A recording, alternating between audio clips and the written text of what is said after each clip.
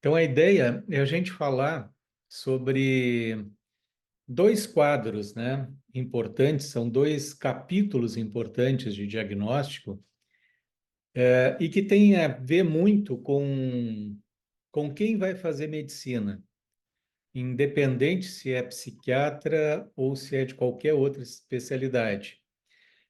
Por uma característica simples, é que a gente vai encontrar esse tipo de paciente em todos os nossos consultórios, tá? E normalmente eles vão chegar ao psiquiatra muito depois de terem passado por qualquer outra especialidade. Eu estou falando, né, desse grande capítulo que é o capítulo de transtorno de sintomas somáticos e transtornos relacionados. Então vamos ver, mudou aí para vocês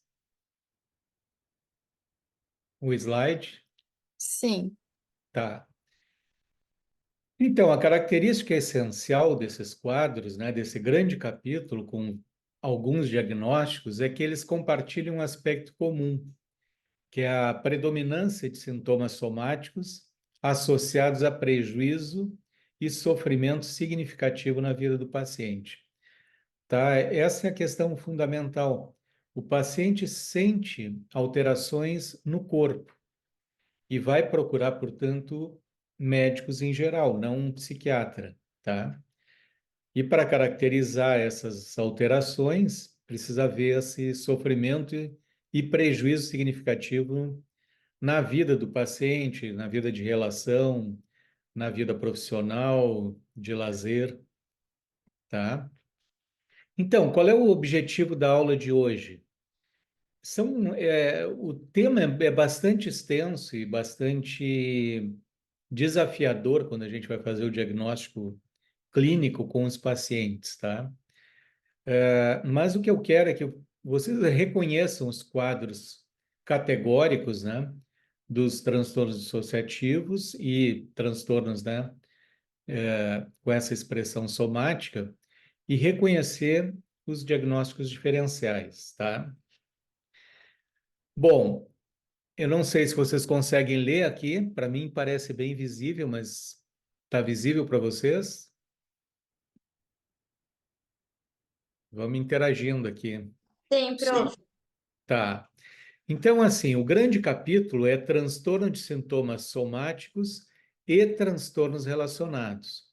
E a gente vai ter como diagnóstico categórico o F45.1, é a nomenclatura do DSM-5 revisado, né, a versão revisada, que é a mais recente.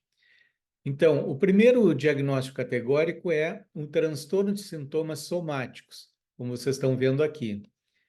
E aí, algumas especificações, se com dor predominante, se é persistente ou não, e a gravidade, leve, moderada e grave.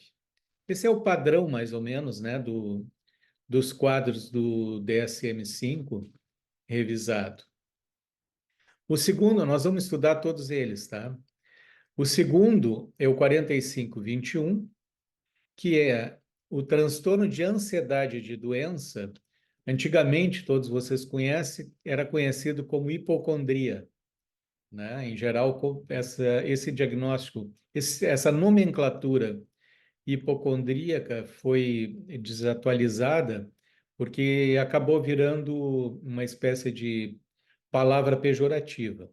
Mas o quadro é o mesmo, né? Então, aqui tem duas características, né?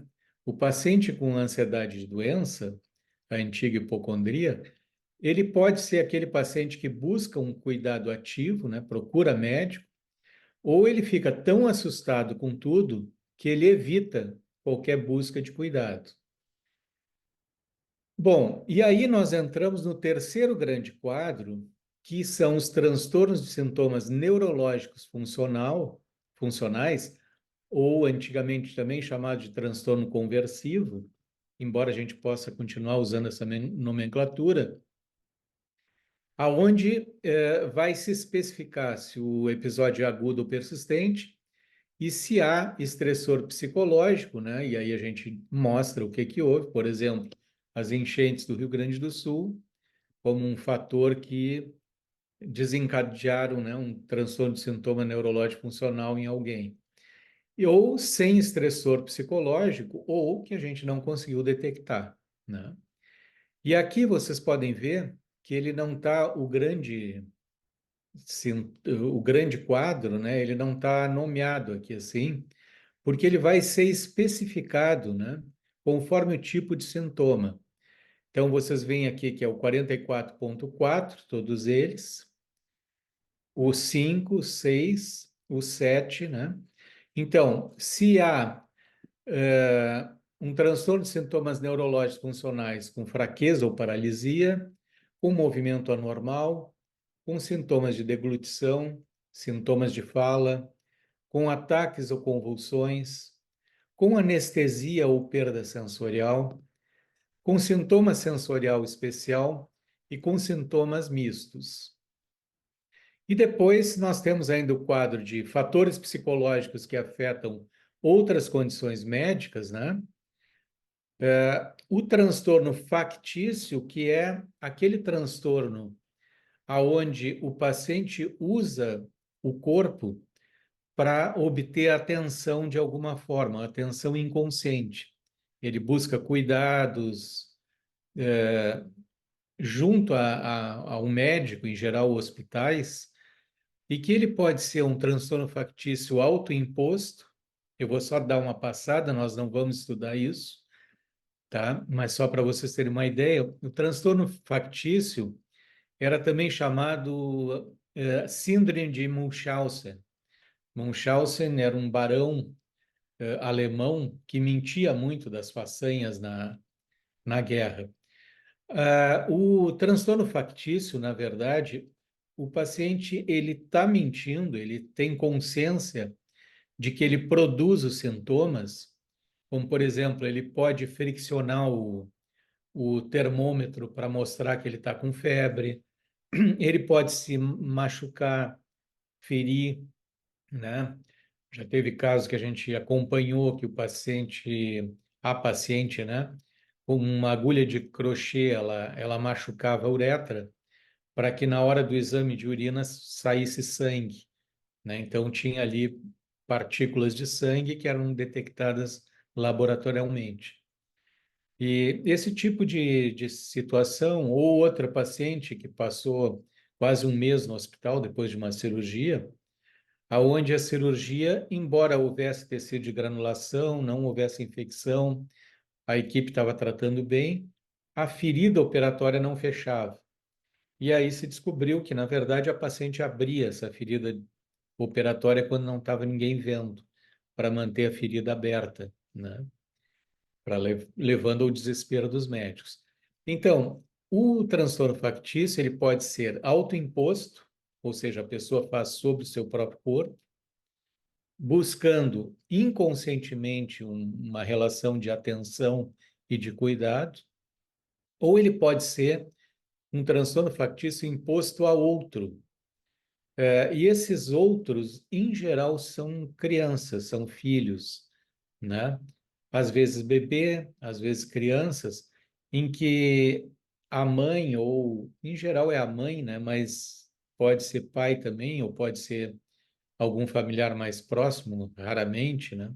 Em geral são os pais, principalmente a mãe, provoca sintomas na criança, no bebê, para receber atenção médica. E o que a gente vai vendo é que, na medida em que a gente não deixa a mãe ficar perto da criança, enquanto a mãe está longe, a criança não apresenta os sintomas. Quando a mãe está perto, a criança apresenta febre ou bolhas, né? Porque ela queima a criança com alguma substância ou algo assim. Isso nós não vamos estudar, tá? Em função do tempo. Além disso, tem outros sintomas, vocês estão vendo aqui, o 458 e 459, aonde há outros sintomas somáticos e transtornos relacionados especificados, onde a gente descobre, né, diferente desses aqui, qual é o tipo de alteração, ou aqueles que não são especificados, tá? Alguma dúvida sobre isso?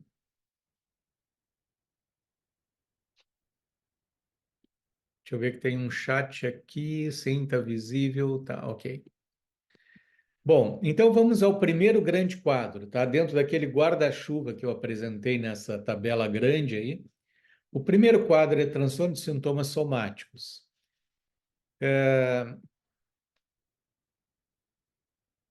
Então, aqui são os critérios diagnósticos, tá? Eu vou ler para vocês terem uma ideia. No critério A, que é um critério fundamental, um ou mais sintomas somáticos que causam aflição ou resultam em perturbação significativa da vida diária. Então, vê, um ou mais sintomas somáticos e perturbação significativa da vida diária.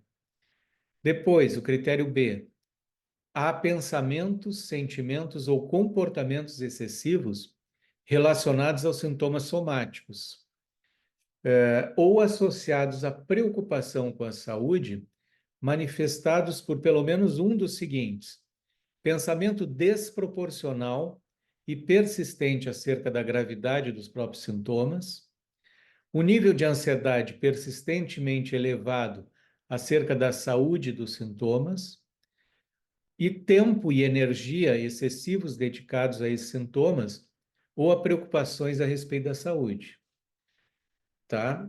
Embora alguns sintomas possam não estar continuamente presentes, a condição de ser sintomático e é persistente, em geral mais de 6 meses, para fazer o diagnóstico daqui, tá? E aí tem os especificadores, principalmente esse, né? Dor persistente, né? Com dor predominante. Os pacientes vêm com queixas de dor. Por isso é que o paciente, em geral, vai procurar o médico não psiquiatra para tratar algum tipo de dor que ele está tendo. Ou dor pré-cordial, ou dor em alguma articulação ou musculatura, né? Ou cabeça, etc.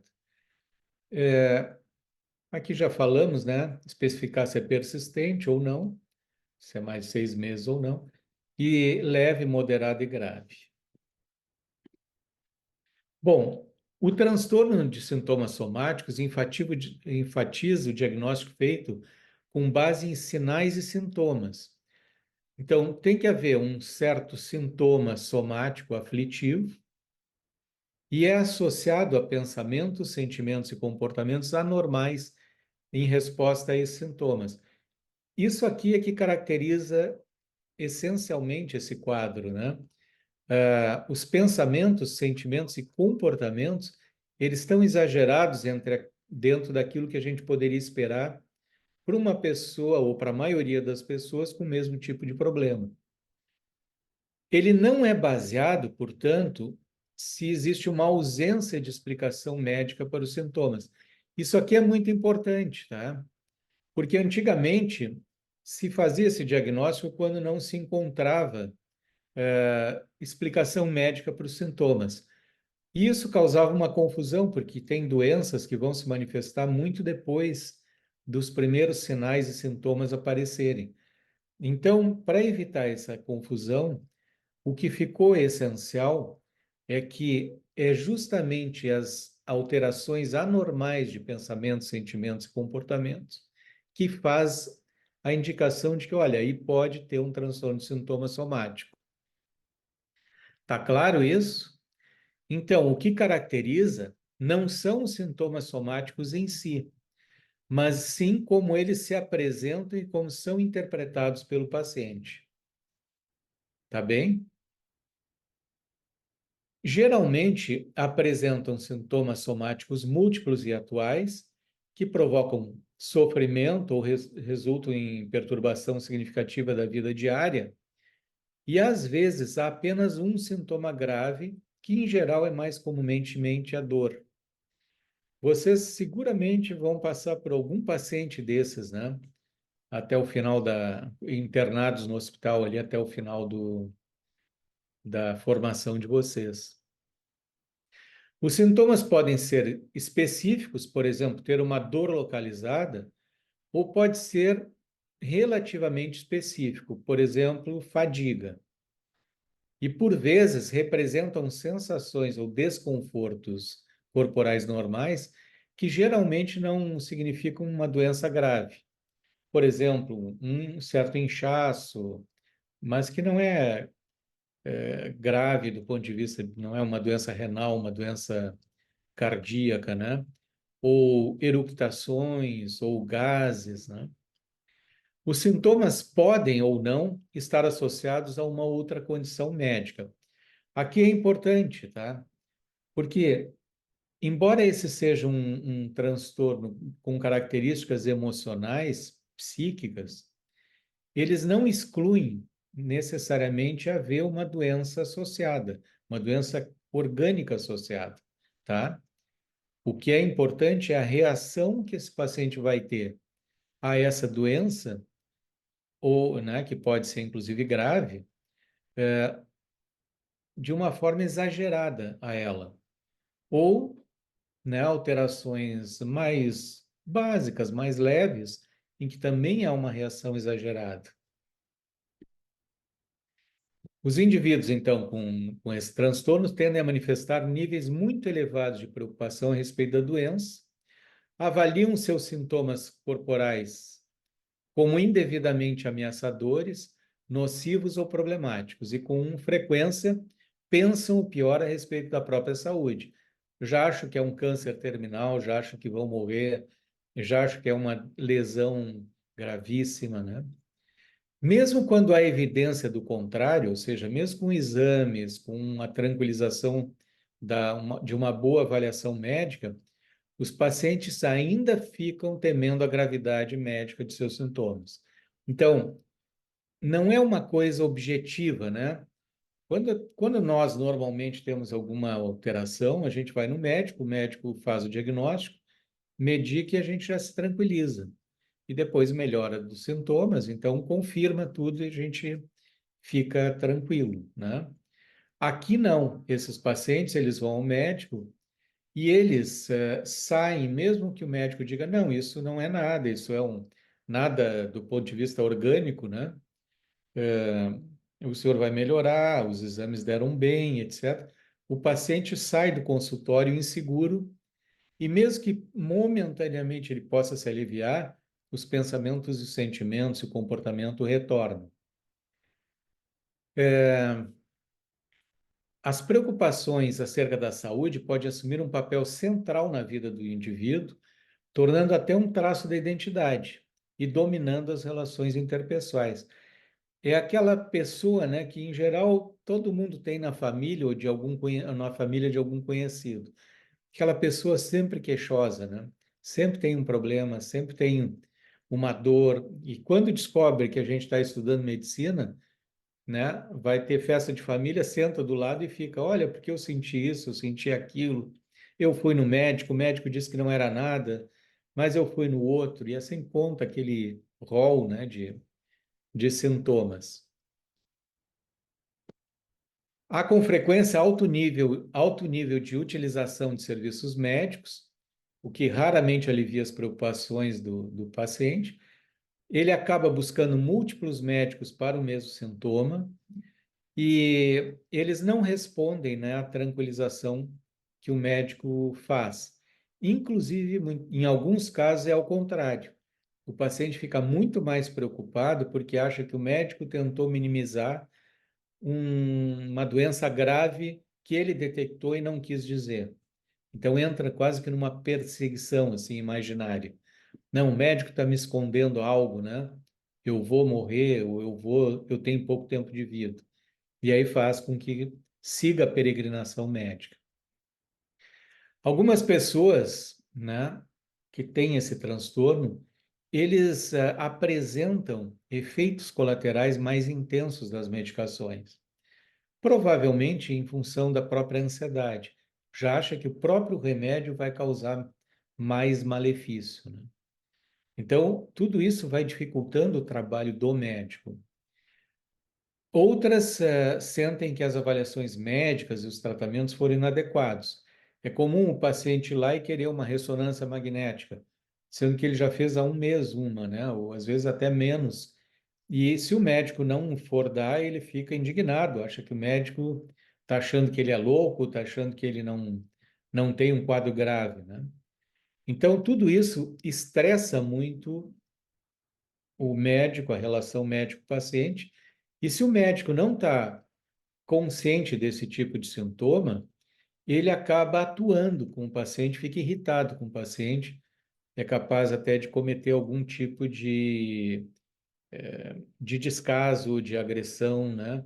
Como uma reação emocional, porque não está acostumado a ter essa noção do diagnóstico.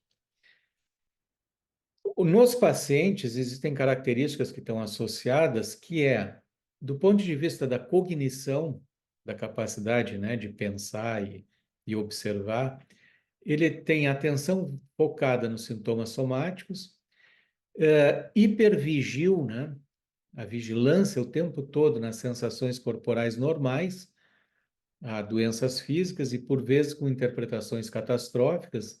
Então, é aquele tipo do paciente, né, que vem, ele está com dor, mas ele notou que tem uma manchinha na pele no outro braço, e aí ele quer mostrar como ele está perdendo cabelo, vai juntando, né, ou como ele tem uma sensação estranha, diferente no próprio corpo, né, um tremorzinho que dá na pálpebra, que são questões assim inócuas, né, não tem grandes problemas isso, mas eles já passam a montar toda uma preocupação catastrófica com isso. E há também uma preocupação a respeito de doenças, autoconceito de fraqueza corporal. Costumam dizer, ah, mas eu tenho uma falha no meu corpo, ou eu sou uma pessoa que sofre muito, eu acho que é uma coisa genética minha, né? E intolerância a problemas físicos. Não tolero sentir qualquer tipo de desconforto. E, obviamente, tem uma ansiedade, né, referente à saúde.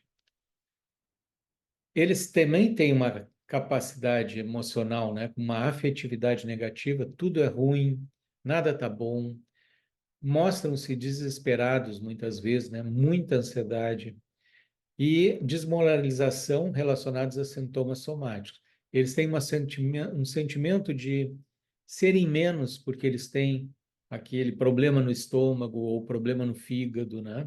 Como eles costumam dizer.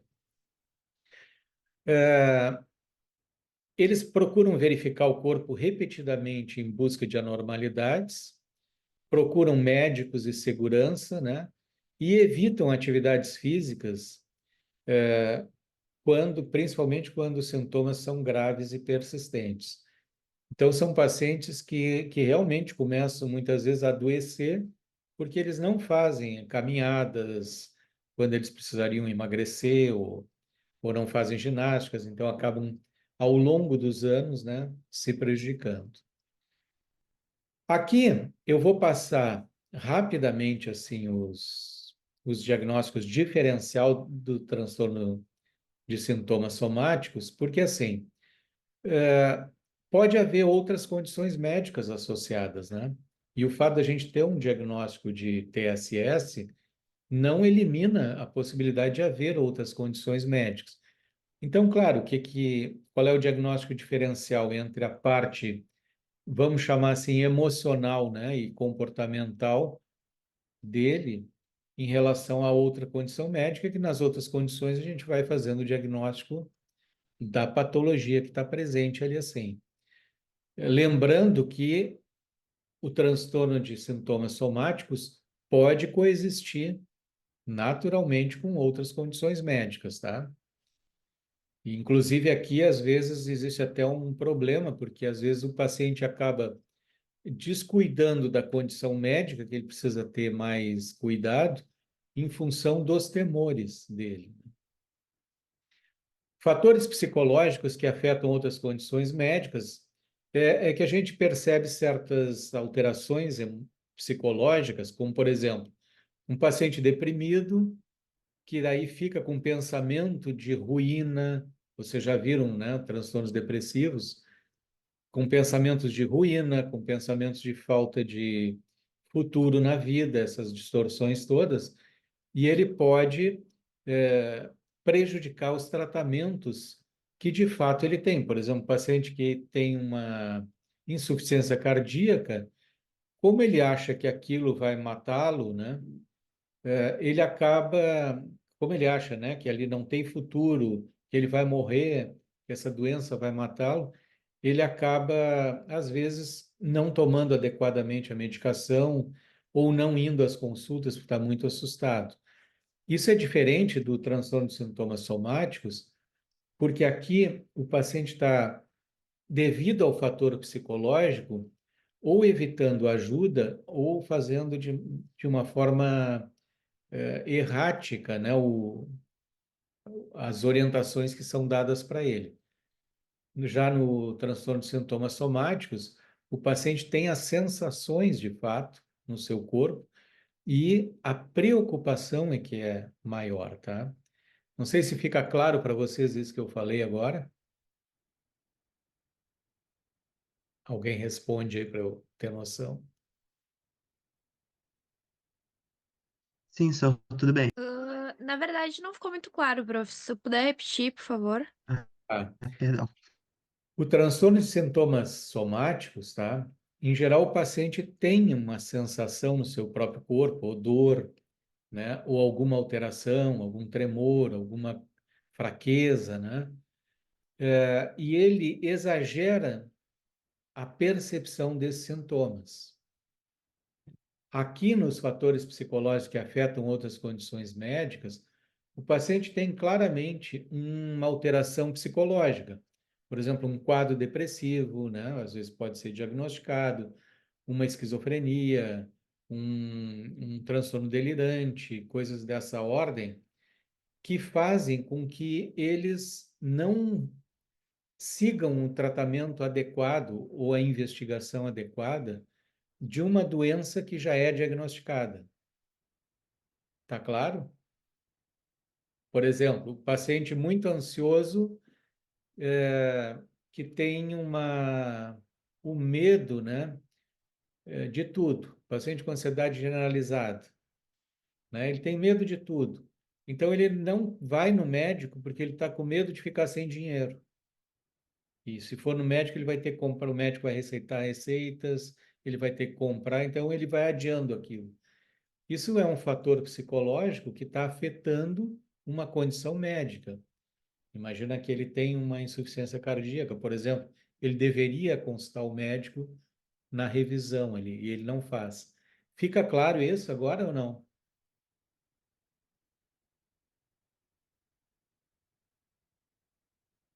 Quem é que disse que não estava claro? Sim, prof, ficou claro. Tá. Alguma mensagem ali no chat, não sei se você tá vendo. Ah, vi agora.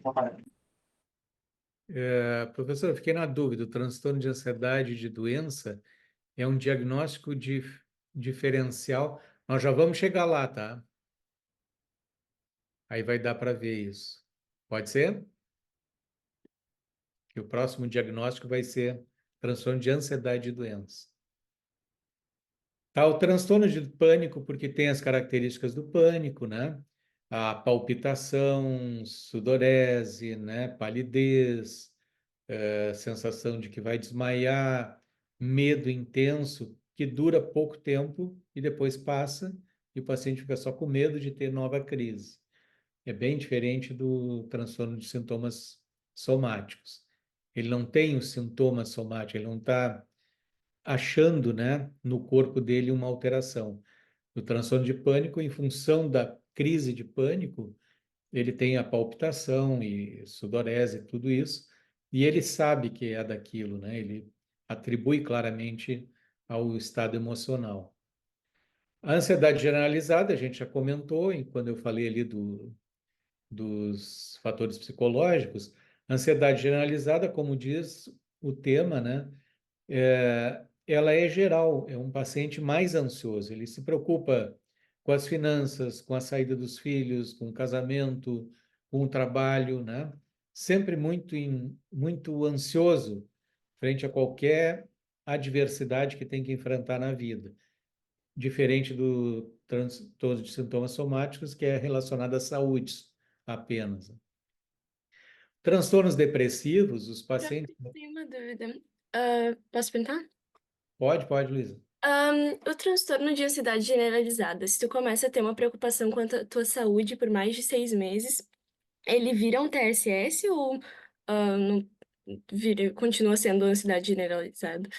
Não, o transtorno de ansiedade generalizada fica como ansiedade generalizada, porque é um diagnóstico mais predominante, né? Ele não está preocupado apenas com a situação da saúde, ele é um paciente mais ansioso no geral. Então, esse diagnóstico prevalece sobre os quadros de saúde.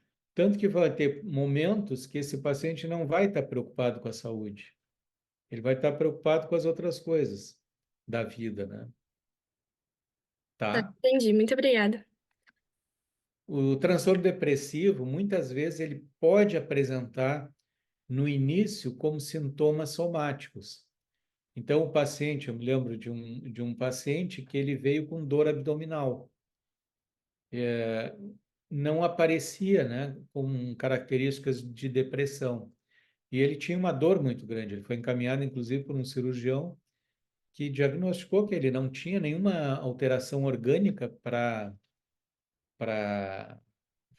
fazer uma laparotomia.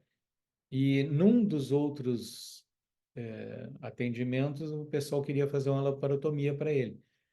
Então, assim, quando eu fiz o diagnóstico, eu iniciei com antidepressivo, rapidamente, em 2 semanas, passou aquelas dores, né?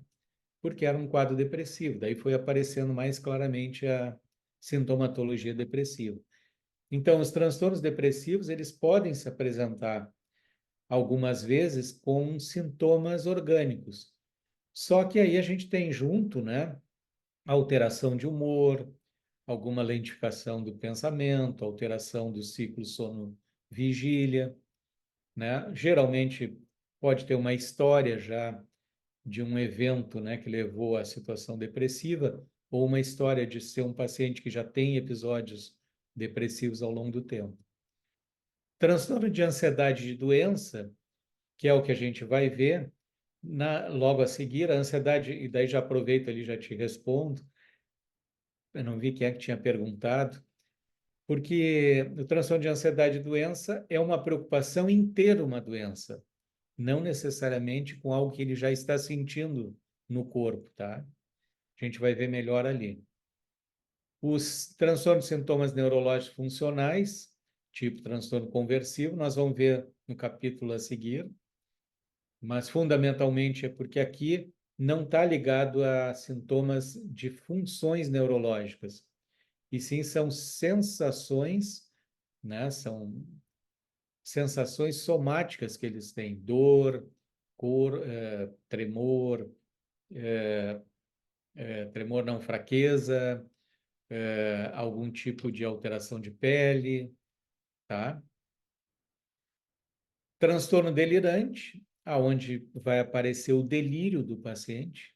O paciente delirante, ele tem um núcleo delirante, né? Que quando a gente entra naquilo, esse delírio pode, por exemplo, em geral é genérico o delírio do paciente.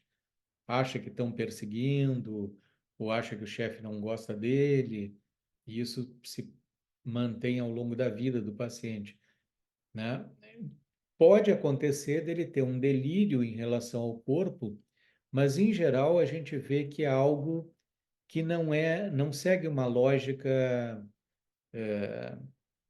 da realidade. Por exemplo, o paciente pode ter um delírio, um transtorno delirante, que ele é um ser superior, que ele é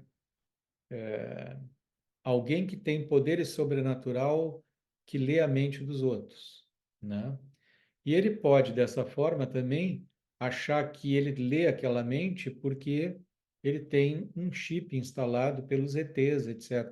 Então a gente vai vendo que está delirando, assim, né? O transtorno delirante ele é mais secreto, né, do que uma esquizofrenia, por exemplo. Os delírios desses pacientes são muito focados e muito... Eles abrem pouco para a gente perceber. Mas é na conversa que a gente vai vendo que ele vai entrando num quadro mais delirante, assim, com um pensamento mais psicótico. Transtorno dismórfico corporal, ele tem a ver com a estética do corpo, não é com a ameaça à vida. Por exemplo, o paciente acha, por uma distorção da imagem corporal, que o nariz é muito grande, que o queixo é muito grande, áreas de funções sexuais, sei lá, mamas, pênis, ou é muito grande ou é muito pequeno, isso não correspondendo à realidade, né? Transtorno obsessivo compulsivo, o paciente com transtorno obsessivo compulsivo, ele faz rituais. E um dos rituais pode ser, por exemplo, lavar as mãos, ou achar que ele está infectado, né? Que ele não lavou direito a mão, ou ele faz lesões cutâneas, né? Pelo tipo de movimento repetitivo que ele faz, por exemplo, para lavar as mãos ou para bater os pés, né? Num jeito tipo um tique, assim, né? Então ele vai estar preocupado com esse tipo de lesão e com esse tipo de contaminação que ele pode ter. E o transtorno factício, aquele que eu disse para vocês, diferencia em função do factício, ele provoca as lesões para obter ajuda médica de uma forma inconsciente de obter afeto e amor, né, do médico. E a simulação são pessoas que têm a intenção de enganar o médico para conseguir um atestado, para conseguir uma dispensa de alguma coisa que ele tenha que fazer, do trabalho, alguma questão jurídica, né, ou criminal. Tá claro? Alguma dúvida desse quadro? Vamos passar para o outro aqui. Deixa eu ver, tem um outro chat aqui. Ok. Alguma dúvida, pessoal? Nós estamos bem avançados na hora aqui. Vou passar um pouquinho mais rápido agora. Agora nós entramos nos transtornos de ansiedade de doença, tá? Então, qual é a característica principal? Preocupação em ter ou contrair uma doença grave. O paciente não tem uma doença grave, tá? Mas ele tem a preocupação. Esse é o critério A. Então, é algo mais emocional do que propriamente de sensações que ele está tendo. Os sintomas somáticos não estão presentes, ou, se estiverem, são de intensidade apenas leve. Se uma outra condição médica está presente, há risco elevado de desenvolver uma condição médica, por exemplo, a história familiar, a preocupação é claramente excessiva ou desproporcional. E há um alto nível de ansiedade em relação à saúde, e o indivíduo é facilmente alarmado a respeito do estado de saúde pessoal. Tem comportamentos excessivos, né, relacionados à saúde, aqueles pacientes que estão sempre procurando literatura médica, literatura leiga, mas que falam de coisas da medicina, ou YouTube, etc. e tal, e ficam sempre apavorados, né? Ou, no extremo oposto, eles têm medo de tudo, não vão ao hospital porque vão se contaminar, ou não vão ao médico porque o médico vai achar doença, e estão apavorados, né, com aquilo que eles imaginam que vão ter. Então, se a preocupação está presente há pelo menos 6 meses, mas a doença específica que é temida pode mudar nesse período. Ou seja, o sintoma, o paciente pode dizer, eu estou com um tumor no fígado. Eu acho que eu estou com um tumor no fígado, né? E começa a investigar aquilo. Daqui a um pouco ele diz, não, mas eu acho que eu estou com um tumor de próstata. E aí passar a ser a próstata que preocupa, tá? Mas é tido como uma continuidade do mesmo processo. A preocupação relacionada à doença não é mais bem explicada por outro transtorno mental, né, como aqueles, né, transtornos de sintomas somáticos, pânico, ansiedade, etc. E os dois subtipos, os que buscam cuidado e os que evitam o cuidado, tá? O sofrimento da pessoa não é decorrente da queixa física em si, porque ele pode ter junto, né, uma queixa física leve, mas sim de sua ansiedade sobre o significado e a significância ou causa da queixa, o diagnóstico médico suspeitado por ele. Se um sinal ou sintoma físico estiver presente, trata-se com frequência de uma sensação fisiológica, por exemplo, tontura ortostática, disfunção benigna e autolimitada, por exemplo, zumbido transitório, Um desconforto corporal, geralmente não considerado indicativo de doença, por exemplo, eructação. Tá claro isso? Eles se assustam facilmente com as doenças, né? Ou ao saber que alguém ficou doente, ou quando a mídia começa a falar de alguma doença, né? Eles começam a ficar assustados. É mais ou menos como a gente, como estudante de medicina, que passa nas disciplinas e a gente começa a achar que tem aquela doença, né? Só que aquilo depois passa, né? Em uma semana já se aliviou, já não está mais preocupado com aquilo. Esses pacientes, eles vão num extremo disso, né? Estou querendo mostrar com isso é que são reações naturais do ser humano, se preocupar com um risco de uma doença. A diferença entre quem tem um transtorno de ansiedade e doença é que isso é mais persistente, dura mais e a preocupação é muito intensa. As preocupações não respondem à medida de tranquilização médica, exames, diagnósticos negativos ou um curso benigno. E as preocupações com a saúde assumem uma posição de destaque na vida da pessoa, afetando todas as atividades cotidianas, até podendo chegar à invalidez, né? E os sintomas passam a ser o tema central da conversa desse paciente. Vocês me interrompam, tá? Quando não estiver entendendo ou quando querem alguma. Eles costumam se examinar repetidamente, pesquisam a doença, né, excessivamente. Em alguns casos, levam à evitação mal adaptativa de situações. Por exemplo, passo a não sair mais de casa, ou a não visitar familiares doentes, ou não fazer exercício, porque pode ser que, né, tenha um problema com aquilo. Com frequência, consulto múltiplos médicos para o mesmo problema, né? Tem vários resultados negativos. Em geral, é um paciente que tem muitos exames. Às vezes, a atenção médica leva a uma exacerbação paradoxal da ansiedade, ou seja, o paciente vai no médico e o médico faz algum comentário e ele sai mais preocupado ainda, né? Com complicações iatrogênicas de testes ou procedimentos diagnósticos. Por vezes, né, um médico que não está acostumado com esse tipo de alteração, ele pode querer continuar investigando porque ele leu que tem um caso assim que apareceu na literatura médica e aí ele quer investigar mais e mais e mais e aí confirma toda a fantasia do paciente que ele está com uma doença grave.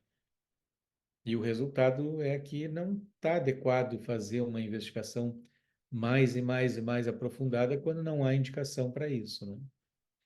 Geralmente eles são insatisfeitos com a assistência médica e consideram inútil a visita ao médico e muitas vezes eles não se sentem levados a sério pelos médicos.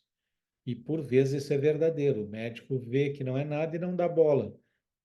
Só que essa foi a queixa principal do paciente. Então, na contratransferência, vocês já sabem, né, o que é a contratransferência. Alguns dos médicos podem, às vezes, desdenhar ou responder com frustração ou hostilidade ao paciente.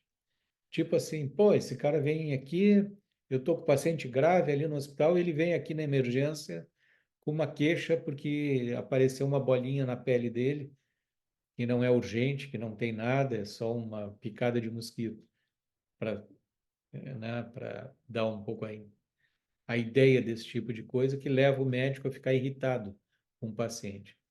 E a gente fica irritado na medida em que a gente não entende que isso é uma doença emocional, de cunho psíquico, né? Essa resposta pode resultar ocasionalmente em uma falha em diagnosticar também uma condição médica que está presente.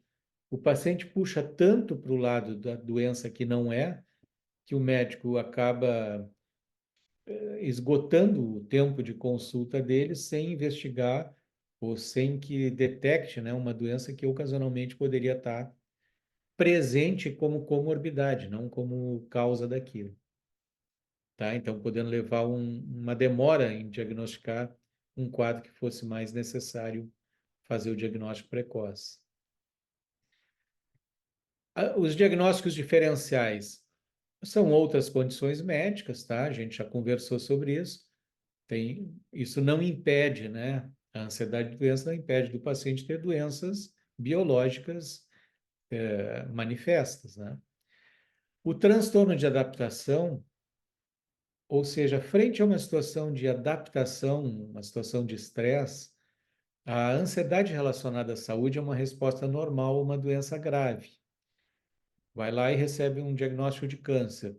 É natural que tu fique ansioso. Natural que tu não consiga dormir, que tu acorde no meio da madrugada, que tu fique com medo, né?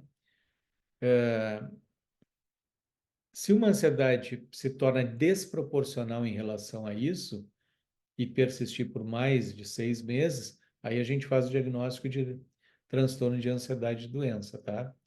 Então, assim, ter ansiedade é natural, é um mecanismo de defesa nosso que sempre que a gente percebe algum perigo, quer seja de fora, quer seja da nossa própria subjetividade, é natural que a gente responda com ansiedade. O que não é natural é que essa ansiedade se eleve a tal ponto de prejudicar a vida, né? E nesse caso desse diagnóstico aqui, ligados à saúde e durando um bom tempo, né? Mais de 6 meses aí. Transtorno de sintomas somáticos, a gente já viu antes. No transtorno de sintomas somáticos, há uma alteração na sensação que o paciente tem. Ele sente mesmo a dor, ou ele sente mesmo uma alteração corporal. E aqui não, aqui ele tem uma preocupação de vir a ter uma doença. Transtornos de ansiedade, eu já falei, né? Os transtornos de ansiedade, pânico, transtorno de ansiedade generalizada, ele tem a especificidade própria porque ele não está focado num diagnóstico médico, né? Ele pode até passar por uma preocupação de alguma alteração somática, mas ele não fica nisso, né? O paciente tem pânico, ele não está ligado à ideia de que ele vai morrer porque ele tem uma doença cardíaca. Ele sabe que ele ficou apavorado a ponto de achar que ia morrer, mas ele não liga isso que ele tem um infarto ou que teve uma alteração grave do ponto de vista cardíaco. O obsessivo compulsivo, a gente já comentou, o obsessivo compulsivo tem os rituais dele, e um dos rituais pode ser a observação do próprio corpo. Mas ele vai ter outros rituais. O tipo de ansiedade é uma ansiedade obsessiva, com pensamentos intrusivos, com mecanismos de repetição, né? No sentido de neutralizar aquelas fantasias que o paciente tem. O transtorno depressivo maior, porque aparece daí uma alteração de humor com consequente alteração de pensamento, lentificação de pensamento, ideias de ruína, né? E o transtorno psicótico, quando o tipo de sintomatologia que o paciente tem, ele está desconectado com a lógica dentro da realidade. Alguma dúvida desse aqui, pessoal?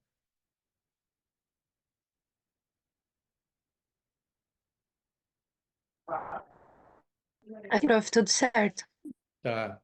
Então, comorbidades que estão associadas. O paciente pode ter concomitantemente transtornos de ansiedade generalizada, pânico, né? Pode ter transtornos obsessivos compulsivos, que são doenças que comórbidas, né, a essa situação de transtorno de ansiedade e doença. Pode ter transtornos depressivos também, é muito frequente eles terem outros diagnósticos. Então, aqui, ó, aproximadamente 2/3 dos indivíduos com transtorno de ansiedade, de doença, têm pelo menos outro transtorno mental maior comórbido, tá? E pessoas com transtorno de ansiedade e de doença podem ter risco elevado de transtornos de personalidade. Em geral, obsessivo compulsivo, transtorno de personalidade dependente, esse tipo de quadros. Tá, e entramos nesse último grande quadro, né, categórico, que é o transtorno de sintomas neurológicos funcionais. também chamado de transtorno conversivo, era mais comumente chamava ali, transversivo. Vocês vão ver que ele tem vários quadros, né? Por isso que está F44 e o X aqui são os outros especificadores. Então, qual é a característica, né? Os termos clínicos que a gente costuma usar é funcional, é um quadro funcional, referindo-se a um funcionamento anormal do sistema nervoso central, central e periférico, né? Ou psicogênico, referindo a uma etiologia psíquica presumida, tá? São termos que se usa também para falar de sintomas neurológicos funcionais. Então, quais são as características? Um ou mais sintomas de função motora ou sensorial alterada, tá? Por isso é que confunde com alterações neurológicas. Achados físicos evidenciam incompatibilidade entre o sintoma e as condições médicas ou neurológicas encontradas. Ou seja, o paciente tem uma paralisia no braço, mas tu vê que a musculatura dele está normal, está nutrida, etc. Tu faz eletromiografia, está funcionando tudo direitinho, né? Faz exames de imagem, está tudo correto ali. Então, as evidências mostram que aquilo não é compatível com uma lesão neuronal. O sintoma ou déficit não é mais bem explicado por outro transtorno mental, óbvio, né? E o sintoma ou déficit causa sofrimento clinicamente significativo, tanto na vida social, profissional, familiar, né, escolar, etc. Se codifica daí conforme o sintoma predominante. Então pode ter, né, 4.4, pode ter com fraqueza ou paralisia, com movimentos anormais, por exemplo, movimento distônico, mioclonia, distúrbio de marcha. Me lembro de um paciente que a gente avaliou, né? O paciente tinha feito um AVC, mas era uma outra área e ele não estava conseguindo deglutir, né? Então teve toda uma investigação neurológica e fonoaudióloga e o paciente não conseguia deglutir, que não tinha nada a ver com as relações neuronais que fazem a sustentação do movimento de deglutição. Sintomas de fala, por exemplo, uma disfonia, uma fala arrastada. Eu tive até um conhecido que acabou falecendo com bipolaridade, que ele apresentou esse sintoma de fala arrastada, que parecia inicialmente ser efeito colateral da medicação, mas depois foi vendo que aquilo perdurou e não era da medicação, porque ele interrompia as medicações. E aí começaram o pessoal a ficar ansioso e queriam fazer cirurgias na língua dele, etc e tal, sem nenhuma evidência, né, de que havia um transtorno, uma doença orgânica ali. Pode ter ataques ou convulsões, as famosas KNEP, crises não epilépticas. Pode ter anestesia ou perda sensorial. Eu lembro de uma paciente que ela não sentia a panela quente, né? Então ela tinha medo de queimar as mãos porque não sentia isso. Sintoma sensorial especial, por exemplo, perturbação visual, uma olfatória, um tipo de cheiro, né? De queimado, de alguma coisa com mau odor, ou um tipo de audição, de alteração auditiva para mais ou para menos, né? Não consegue ouvir direito as pessoas porque as vozes estão muito baixinhas ou muito altas, né? E com sintomas mistos. Então, vocês estão vendo que não é tão simples assim, num primeiro momento, a gente não ter que investigar esses pacientes, né, do ponto de vista neurológico. Os episódios podem ser agudos ou persistentes, e pode haver um estressor psicológico específico, que ajuda no diagnóstico, ou a gente pode não conseguir encontrar um estressor psicológico. Em geral, a metade dos pacientes a gente não acha estressor, né? Portanto, não é se tem estressor ou não tem que vai fazer o diagnóstico, e sim essas alterações funcionais sem evidências orgânicas daquilo. Os sintomas são diversos. Motores, a gente já falou, fraqueza, paralisia, movimentos anormais, normalidade de marcha, postura normal de membro, ou sintomas sensoriais, sensação cutânea, visão, audição alterada, reduzidas ou ausentes. Os episódios de tremor generalizados de membros com aparente prejuízo ou perda de consciência podem assemelhar-se a convulsões epiléticas. É o CNEP, né? Convulsões não epiléticas. Pode haver episódios de ausência de respostas semelhantes a uma síncope ou coma, tá? E outros sintomas incluem volume da fala reduzido ou ausente, disfonia ou afonia, articulação alterada, uma disartria, uma sensação de bola ou caroço na garganta. Antigamente chamava de globos histéricos isso, né? Visão dupla, diplopia. O diagnóstico exige que o sintoma não seja explicado por uma doença neurológica, óbvio, né? Se não é uma doença neurológica. O diagnóstico não é de exclusão e pode ser feito, isso é importante, tá? Em indivíduos que também têm doença neurológica, como epilepsia ou esclerose múltipla. E aqui tem uma coisa importante, que muitos desses pacientes, eles têm uma crise epiléptica, né? Ou seja, com alteração orgânica, com um diagnóstico feito durante uma convulsão, só que eles fazem outras convulsões onde não há a detecção, mesmo quando a gente faz esses exames de longo prazo, ali assim, né? Como aí na PUC, no 7º andar, ali com o André, tu vê que o paciente entrou em crise e não há alteração do eletroencefalograma, né? E pelo tipo de resposta também, né? Do tipo de perda de consciência, o tipo de queda, a gente vai fazendo um diagnóstico mais claro entre algo orgânico e algo não orgânico. Só que às vezes se torna difícil a gente poder depois definir, né? Vamos continuar usando ou não medicação contra a epilepsia se a gente passa 1, 2, 3 anos sem nenhum episódio, né, de crise epiléptica. Bom, ele não deve ser feito simplesmente porque os resultados das investigações foram normais ou porque o sintoma é bizarro. Isso é uma coisa importante também, parece estranho, né? Mas assim, a gente não faz o diagnóstico porque é bizarro o tipo de alteração. Não. A gente faz o diagnóstico porque não houve demonstração neurológica e que o tipo de alteração funcional não pode ser explicado do ponto de vista orgânico, tá? É preciso haver achados clínicos que demonstrem claramente a incompatibilidade com doença neurológica.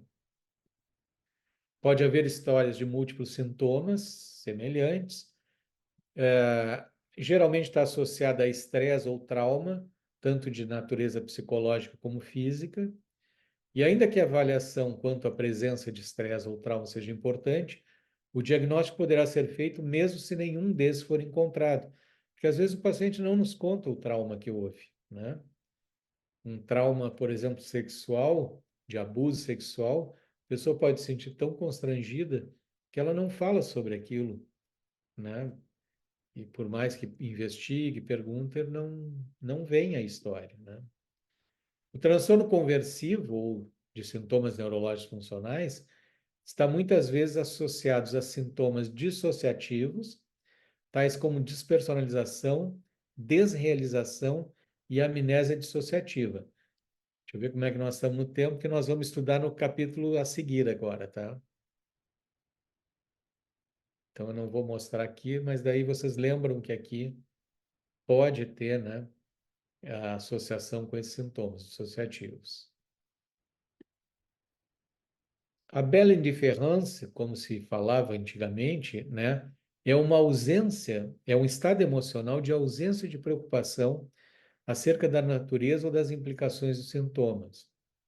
mas não é específico disso. A bela indiferença, né, que é o termo traduzido, é assim, o paciente acordou com o braço paralisado e ele vem para a emergência. E quando a gente está falando com ele, o que menos ele fala é do braço paralisado, como se aquilo não fosse nada, meio que indiferente ao braço paralisado. Uma pessoa que teve um AVC ou teve uma lesão neuronal está apavorada com o braço paralisado, né? Essas outras pessoas, elas falam sobre a vida, sobre o marido, ou sobre a mulher, ou sobre o trabalho, no meio da consulta de urgência que tu está vendo se tem uma lesão orgânica ali importante, né? Da mesma maneira, o conceito de ganho secundário. Muitos médicos, por causa dessa contra-transferência, né, de ficar irritado pelo tipo de queixa que o paciente tem, porque não conhecem esses diagnósticos, eles acham que o paciente está ali para ganhar um atestado só, para não trabalhar. Então, tratam mal o paciente assim. Mas, na verdade, é assim, né? O ganho secundário desses pacientes, ele não é para enganar o médico, para enganar um empregador ou algo assim. O ganho que eles têm é no sentido de alguém ouvir a história deles, né?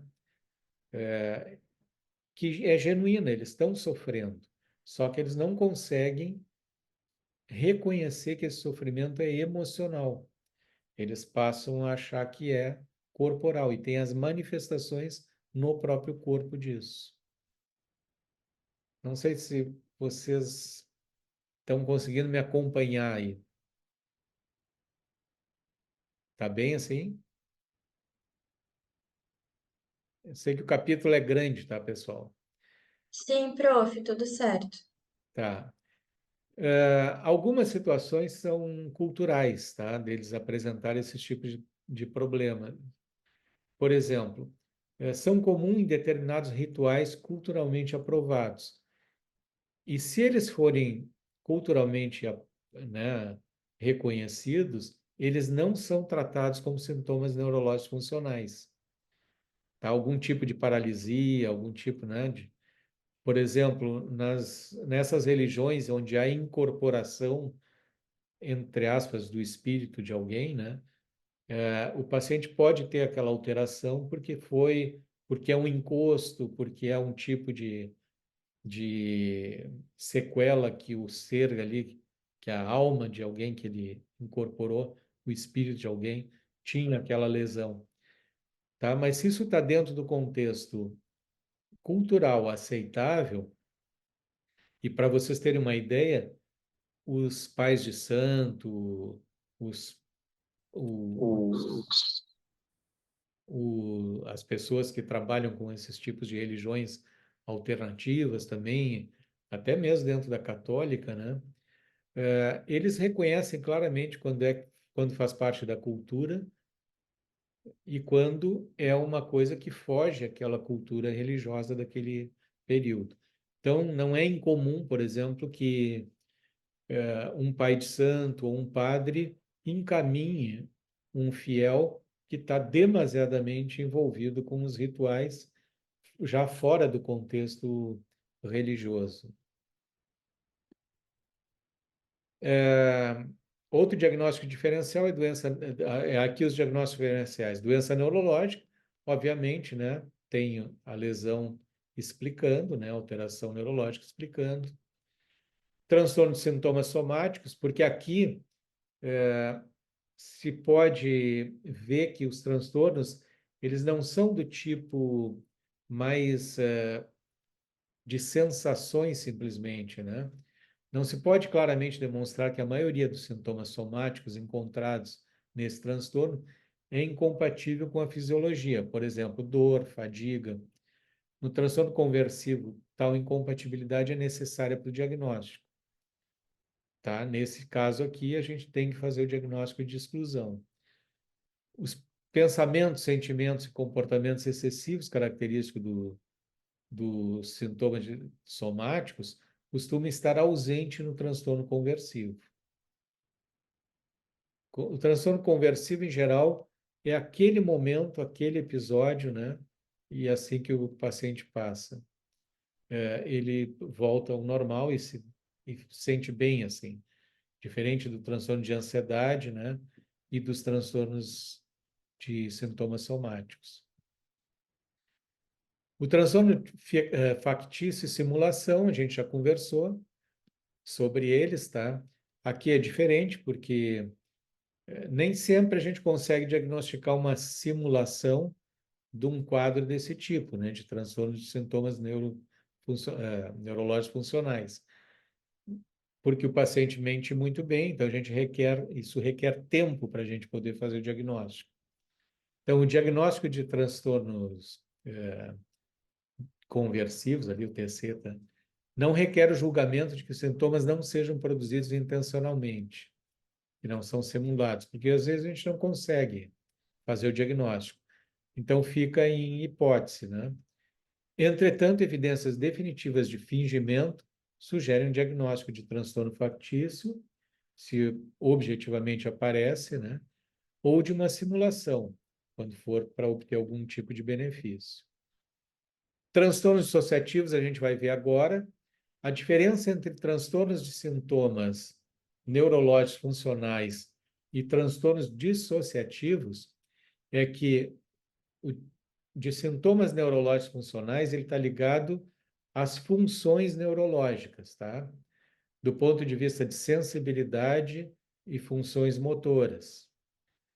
Já os transtornos dissociativos, eles estão ligados às funções da perda do senso da identidade e do contexto ao redor, tá? Da tomada de consciência. Eles alteram a consciência que o indivíduo tem sobre aspectos da vida dele. Tá claro isso? Um é mais quase isso, né? Eu vou fazer uma frase só para dar o destaque. Um é mais corpóreo, né? E o outro é mais em relação à vida de relação que ele tem com a consciência e com o ambiente. O transtorno dismórfico corporal, já falamos, né? Uma alteração imaginária de uma alteração no corpo. Transtornos depressivos, tem todos os concomitantes dos transtornos depressivos, alteração de pensamento, alteração de humor, né? A própria fraqueza aqui do transtorno conversivo é mais focal e mais proeminente do que nos transtornos depressivos. Mas isso são detalhes, tá? Da clínica mesmo. Não é necessário que vocês saibam assim. O transtorno de pânico, né? A gente já comentou. Os ataques são agudos, duram poucos segundos, né? Até 2, 3 minutos. Eventualmente pode estender um pouco mais, mas é rápido. E assim que passa, o paciente fica com muito medo do episódio, mas ele alivia os sintomas, né? E os tratamentos desses transtornos todos, dos somáticos e transtornos relacionados, basicamente envolve psicoterapia individual, cognitivo-comportamental e de orientação analítica, quando for o caso, e para reduzir fatores estressantes, ampliar a resiliência e resoluções de conflitos traumatizantes. Eventualmente, se pode usar psicofármacos para tratar as comorbidades, como, por exemplo, tratar uma depressão, uma esquizofrenia ou algo assim, possa estar associado, e sintomas agudos, excepcionalmente. Dificilmente a gente vai usar benzodiazepínicos, né, nesses pacientes, porque não vai ter o efeito adequado e o paciente vai ficar dependente. Eu coloquei aqui porque é uma alternativa numa característica de urgência, assim, tu não tem muito tempo e o paciente não tem outro atendimento mais correto, mais sério, né, mais continuado. Então a gente até pode usar para diminuir uma situação de estresse muito agudo, mas não é a melhor indicação. Tá? Inibidores seletivos de recaptação da serotonina e intervenções ou tratamento familiar quando necessário, como, por exemplo, situações de abuso ou negligência, falha de estruturas familiares e tratar as comorbidades. Tá bom, pessoal? Essa é dos transtornos. Alguma dúvida desses aqui. Deixa eu abrir toda. Vocês estão me ouvindo aí? Sim. Tá. Só uma dúvida, que uma coisa que eu fiquei, não tanto da aula, mas do material, é que no Moodle a gente tem a aula que está no Moodle é só de transtorno conversivo. Não sei se tu pode disponibilizar os outros para nós também. Aqueles lá são antigos, tá? Eu vou tirar eles dali. É que eu não pus porque eu queria primeiro fazer a aula e daí, conforme as questões de vocês, eu ia acrescentar ali uma ou outra coisa nos slides. Mas eu logo depois, acho que hoje de noite eu já coloco ali, tá? No início da Tá bem, obrigado. Bom, então vamos aqui para o outro. Parei só um pouquinho que. O que que eu quero para vocês, tá? Vocês têm esses capítulos ali no DSM-5, tá? Eu vou falar agora em relação à prova, tá? As questões da prova. As questões das provas, o que eu quero é que vocês saibam os diagnósticos, tá? O que caracteriza cada grupo desses e, eventualmente, pode ter uma questão que faça alguma distinção com esses outros quadros. Mas o que eu vou querer mais é focar dentro do diagnóstico, porque eu acho que vocês estão numa etapa em que é importante saber que essas coisas existem e saber sentir, né, na clínica quando elas estão como hipótese principal ali. Deixa eu só ver agora aqui o transtornos dissociativos, tá? Tá, pessoal? Então nós vamos para os transtornos dissociativos aqui, ó. Estão vendo aí? Sim, prof. Sim, Tá. Mas esse aqui está com tempo. Isso aqui é um quadro do Jean-Marie Charcot, que é esse médico neurologista famoso, né, do século retrasado, mostrando um quadro dissociativo, uma paciente, né, que ela está em uma espécie aqui de crise convulsiva, só que é uma crise histérica. Esse termo mudou. Parei que não está.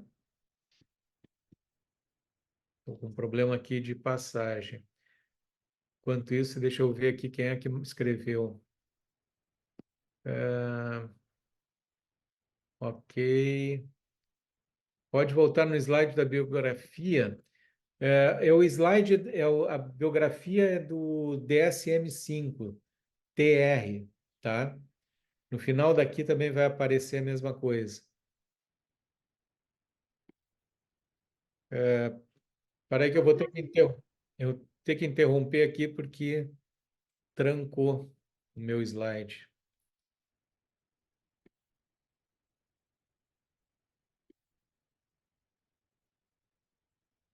Prof, eu posso só tirar uma dúvida rapidinho?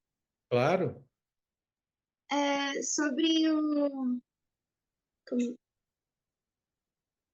sobre o transtorno conversivo, ao contrário dos outros, então o paciente ele tem um comportamento evitativo, porque nos outros eu tive a impressão que geralmente o paciente fica bem ansioso quanto aos sintomas.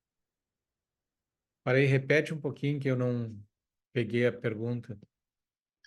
No transtorno conversivo, que é aquele do transtorno de sintomas neurológicos funcionais, o paciente tem um comportamento evitativo, tipo, quanto aos sintomas, ele tende a negar os sintomas, porque nos outros que o senhor explicou, eu tive a impressão que geralmente o paciente fica mais ansioso, assim.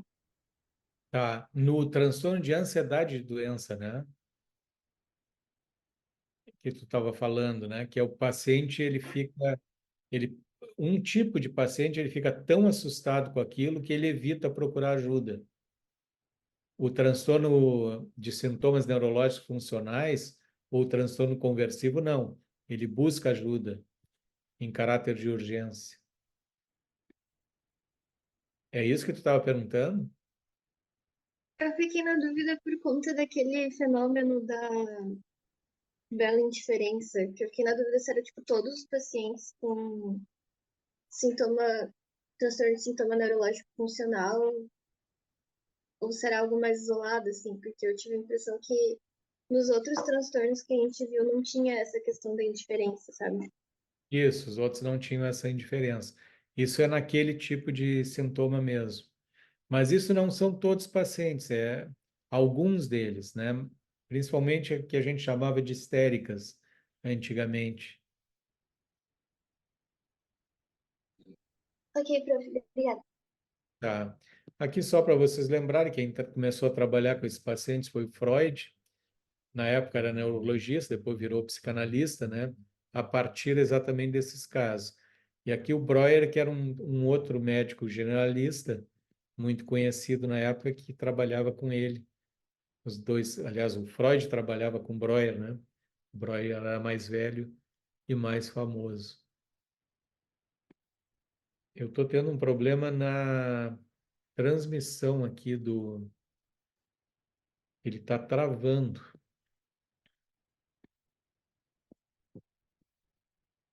Eu não sei por que que ele está travando.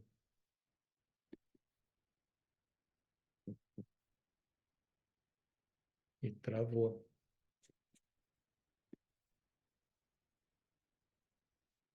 Deixa eu ver só uma coisa aqui, se eu consigo.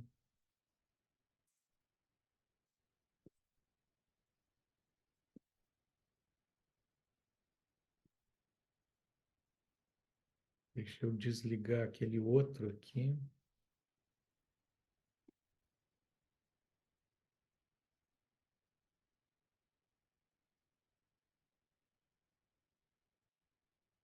Como é que tá agora? Entrou outra vez? Então, a mesma coisa aqui, tá? Agora liberou aqui. Reconhecer os principais quadros e reconhecer os diagnósticos diferenciais, tá? Então, a característica dos transtornos dissociativos, ele é caracterizado por uma perturbação ou descontinuidade do senso de integração normal, que pode ser na consciência, na memória, na identidade, nas emoções, na percepção, na representação corporal, no controle motor e no comportamento. Ele não é uma alteração da capacidade de funcionar o controle motor, tá?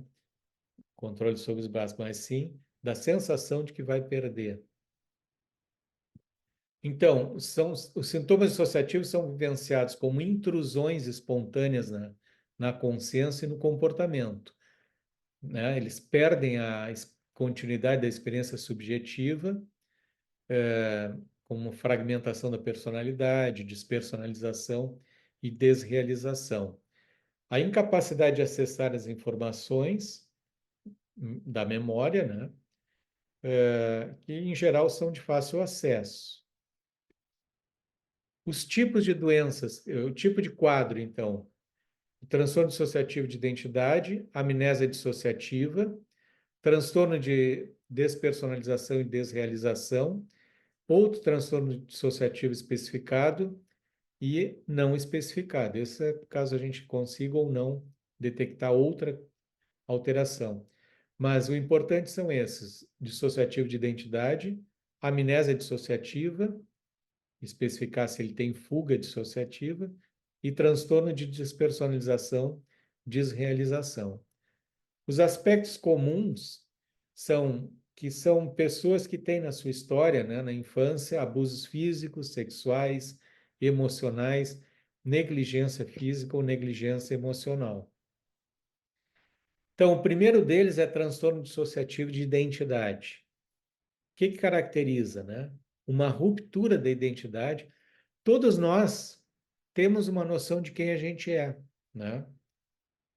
A gente se conhece, a gente, né? Os outros nos conhecem com esse jeito nosso, né? Esses pacientes, eles podem ter várias personalidades, eles podem ter duas, eles podem ter mais do que duas, pode ter múltiplas personalidades. É muito tema para literatura, né? O Calvino com Visconde partido ao meio, o, o Médico e o Monstro. Existem muitos filmes bem significativos sobre isso, em geral envolvendo crimes. Então, há essa ruptura da identidade pela presença de dois ou mais estados de personalidade distintos, descrita em alguma cultura como uma experiência de possessão. A ruptura na identidade envolve descontinuidade acentuada no senso de si mesmo e no domínio das próprias ações, acompanhada por alterações do afeto, do comportamento, consciência, memória, percepção, cognição ou no funcionamento sensório-motor. Esses sinais e sintomas podem ser observados por outros e relatados para o indivíduo. Eu tinha uma paciente, por exemplo, que ela incorporava, né, uma freira que viveu na Idade Média. Então, ela escrevia, né, cartas com letras diferentes da dela e tudo isso assim. Tem lacunas recorrentes na recordação de eventos cotidianos e informações pessoais importantes ou eventos traumáticos que são incompatíveis com o esquecimento comum. Comum a gente esquecer onde é que pôs a chave, né? Quanto é que tinha de dinheiro na conta, ou sei, na conta não, na carteira, ou deixou a coisa em algum lugar, etc. Isso são, né, esquecer o nome de alguém, esquecer o nome de uma rua, né? Aqui não, aqui são assim, esqueci quem eu sou, esqueci o meu endereço, né? Os sintomas causam sofrimento clinicamente significativo e prejuízo no funcionamento de várias áreas da vida, né? E a perturbação não é parte normal de uma prática religiosa ou cultural amplamente aceita. Os sintomas não são atribuídos a efeitos fisiológicos de uma substância, né? Óbvio, né? O cara está ali drogado e está tendo isso.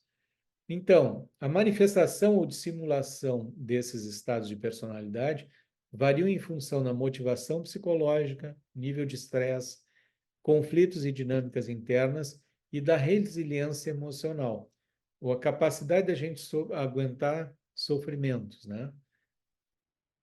A forma de possessão é a maioria dos casos. É a forma cujas manifestações de identidades alternativas são bastante claras. Se não fosse no contexto religioso, a gente pode ver isso nos terreiros de Umbanda, por exemplo, quando baixa um determinado espírito. Eu estou colocando isso porque no contexto de Umbanda faz parte de toda uma estrutura. Agora, se isso acontece fora daquilo, que nem nessa minha paciente que eu falei, aquilo já é uma alteração, né?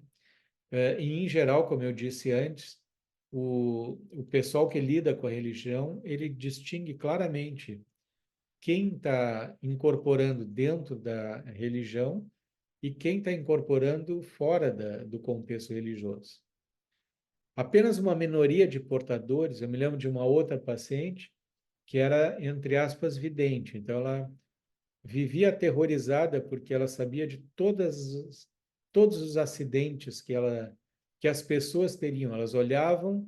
Ela olhava e já interpretava. Então, eu me lembro que ela olhou para mim e me disse que ela tinha visto coisas horrorosas a meu respeito, né? Passaram-se muitos anos aí, mais de 4 décadas, e não aconteceu nada que eu imagino que ela imaginava, né? Mas só para mostrar como aquilo estava fora do contexto, né? Apenas uma minoria de portadores se apresenta ao atendimento clínico com alternância observável de identidades. A gente vai observar sempre uma identidade e vai ter relatos dessas outras, né? O transtorno pode ser identificado por dois conjuntos de sintomas: ou alteração e descontinuidades repentinas no senso de si mesmo e domínio das próprias ações, ou em amnésias dissociativas recorrentes. Podem relatar sentimentos de terem se tornado subitamente observadores despersonalizados de suas próprias falas e ações. Tinha um paciente que ele estava dirigindo, frequentemente ele via os braços dele segurando a direção e ele temia que fosse perder o controle sobre os braços, porque ele diz: eu sei que são os meus braços, mas eu não sinto que são os meus braços. Então ele tinha medo de cometer algum acidente com o carro, então ele precisava parar o carro, relaxar, baixar, passar aquilo para poder voltar a dirigir. podem sentir-se incapazes de reverter essa situação e podem relatar a escuta de vozes, por exemplo, a voz de uma criança ou a voz de uma identidade espiritual. Em alguns casos, as vozes são vivenciadas como fluxos de pensamentos múltiplos, desconcertantes e independentes, os quais o indivíduo não consegue controlar.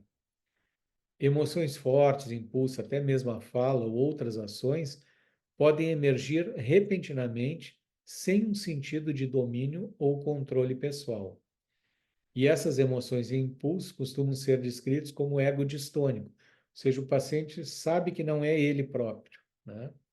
E que tem um enigma naquilo ali. Atitudes, opiniões e preferências pessoais, por exemplo, o tipo de alimento que gosta, atividades, roupas, podem mudar subitamente, repetidas vezes. Os indivíduos sentem seus corpos diferentes. Por exemplo, a criança pequena com o gênero oposto, grande e musculoso, se sentir como grande e musculoso, né?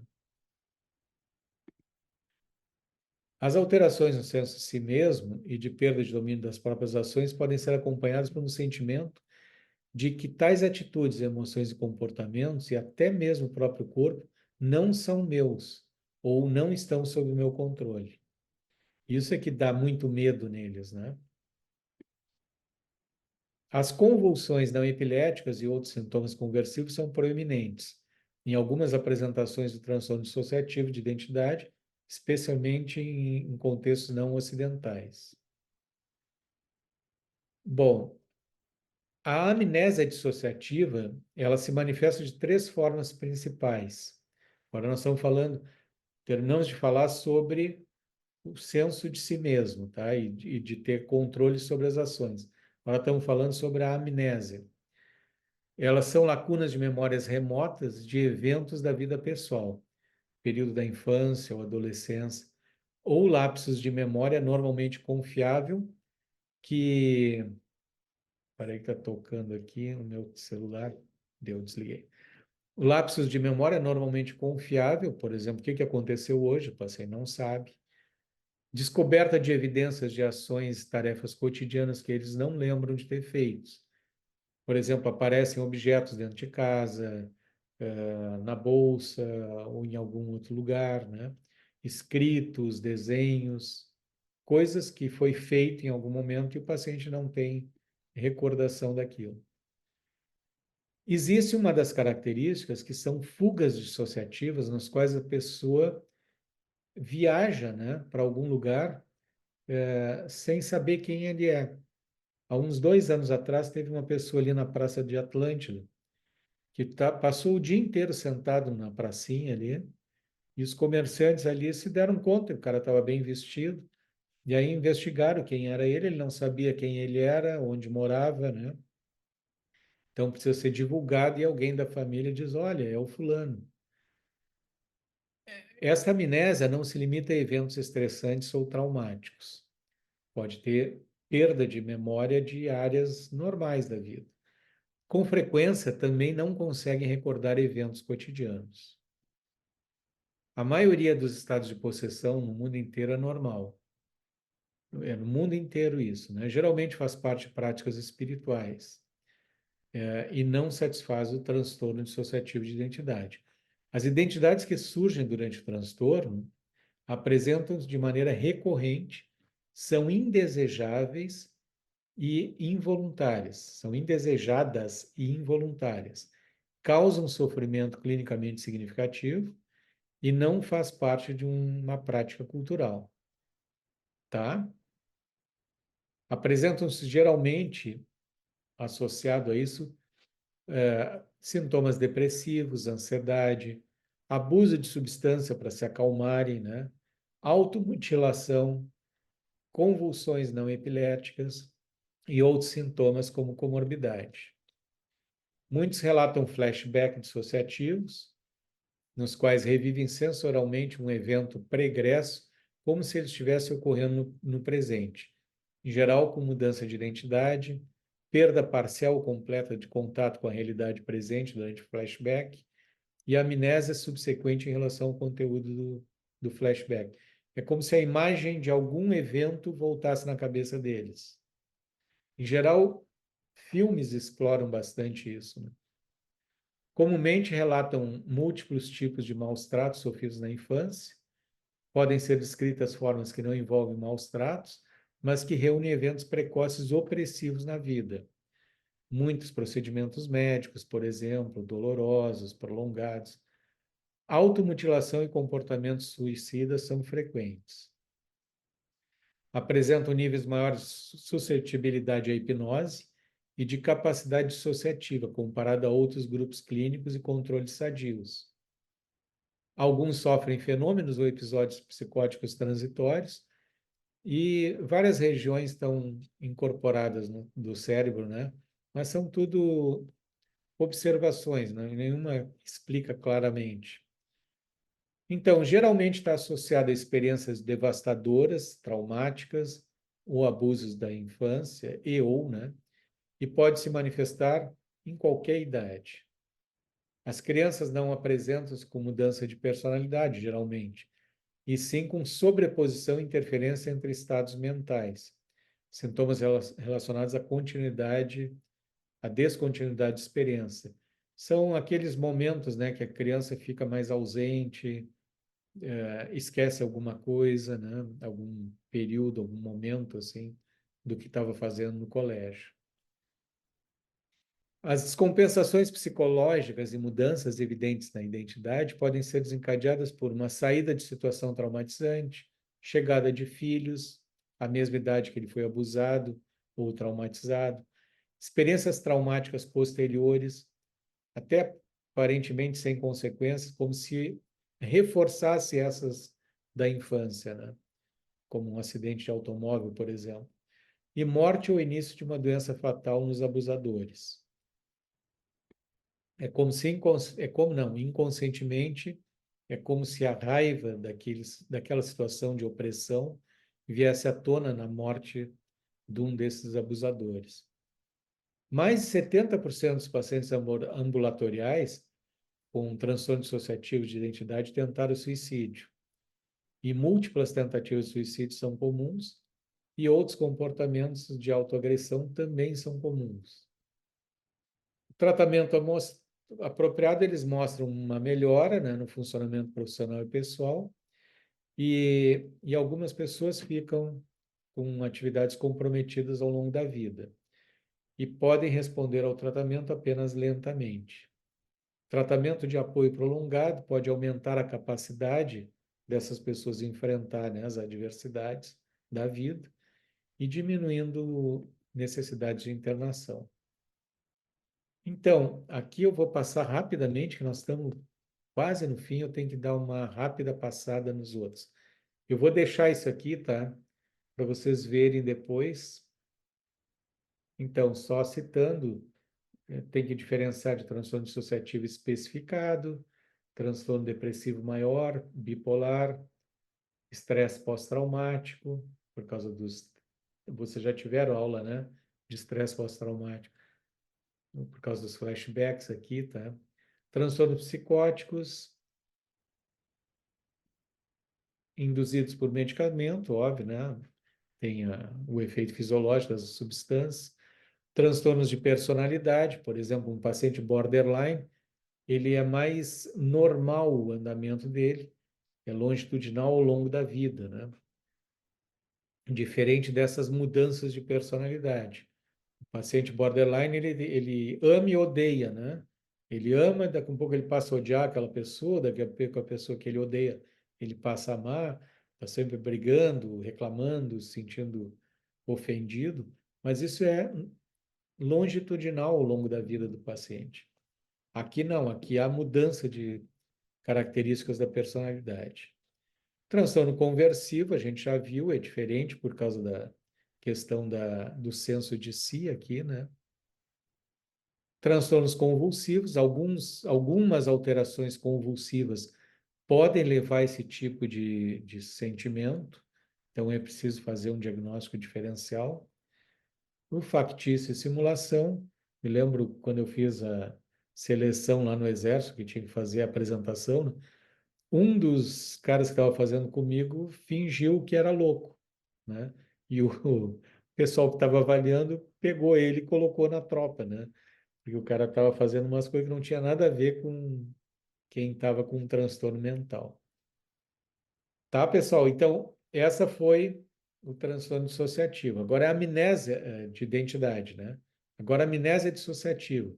Aqui é aquele filme Amnésia, né? Onde aparentemente ele representa esse tipo de alteração, que é a incapacidade de recordar informações autobiográficas importantes, geralmente de natureza traumática ou estressante, né? Incompatível com o esquecimento normal. Sintomas causam sofrimento em amplas áreas da vida, e a perturbação não é atribuível a efeitos fisiológicos de substância, nem história de traumatismo, nem sequela de traumatismo. E não é melhor explicada por um outro tipo de transtorno, tá? Como transtorno de personalidade borderline. E tem que codificar como fuga dissociativa também, onde a pessoa perde a memória e avança, né?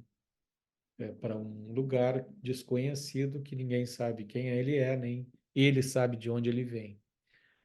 A amnésia dissociativa difere das amnésias permanentes devido ao dano neurológico ou toxicidade que impede a retenção ou recordação de memórias. Na amnésia dissociativa, é potencialmente irreversível, pois a lembrança foi armazenada com sucesso. A amnésia é localizada, na impossibilidade de recordar o evento durante um período limitado, é a forma mais comum de amnésia dissociativa. Ela é localizada também de uma forma ampla, mais ampla, né, do que a amnésia de um único evento traumático. Normalmente, quando tu tem um acidente de carro, por exemplo, uma batida na cabeça, tu perde os minutos, tu pode perder, né, os minutos anteriores àquilo e o que aconteceu logo posterior. Aqui não, aqui é um evento mais amplo, o cara não sabe o nome, não sabe de onde vem, não sabe o endereço, né? Ele perde essas funções de identificação mesmo, que estão registradas na memória. Perde não, ele apaga, né? Como se ele não tivesse acesso àquilo nesse momento. Depois que passa a crise, ele volta a poder recordar. Na amnésia seletiva, ele não recorda alguns, mas não todos os eventos de um período limitado. E a amnésia também pode ser generalizada, que é uma perda completa da história de vida da pessoa. Isso é mais raro, tá? E podem esquecer a própria identidade. Alguns perdem o conhecimento prévio a respeito do mundo. Isso é, até da situação da fala, né? Da semântica da fala. E não conseguem mais acessar habilidades bem aprendidas. A amnésia generalizada tem um início agudo, causa uma perplexidade, uma desorientação e uma perambulação sem rumo. Geralmente leva a atenção policial ou serviço de emergência psiquiátrica. Os indivíduos com amnésia dissociativa, com frequência, não percebem ou percebem apenas parcialmente seus problemas de memória. Muitos, especialmente os que têm amnésia localizada, minimizam a importância de sua perda de memória. Na amnésia sistematizada, perde a memória de uma categoria de informação específica. E na amnésia contínua, esquece todos os eventos novos à medida que acontecem. Então, vocês veem que como é muito parecido, né, com uma lesão cerebral que leva, né, esse tipo de amnésias, assim, né?